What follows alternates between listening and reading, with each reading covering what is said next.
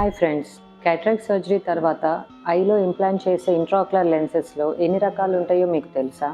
First category వచ్చేసి monofocal lens అంటాము. అంటే లాంగ్ డిస్టెన్స్ బాగా కనిపిస్తుంది కానీ రీడింగ్కి తప్పనిసరిగా గ్లాసెస్ వాడాలి.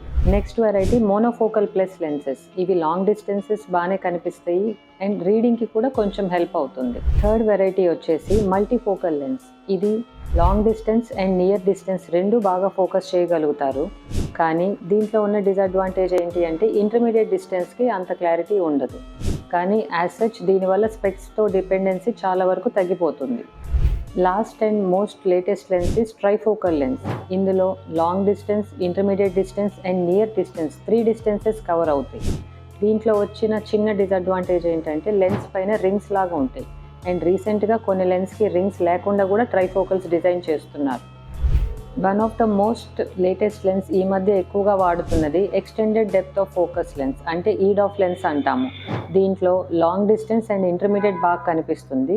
రీడింగ్కి గ్లాసెస్ పెట్టుకుంటే సరిపోతుంది. న్యాచురల్ విజన్కి దగ్గరగా ఉంటుంది.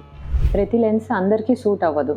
మీ ఏజ్, లైఫ్ స్టైల్, మీకున్న ఐ కండిషన్ బట్టి మీ డాక్టర్ గారు మీకు బెస్ట్ ఏదనేది సజెస్ట్ చేస్తారు. Right lens choice is equal to clear vision for life. Please follow us for more.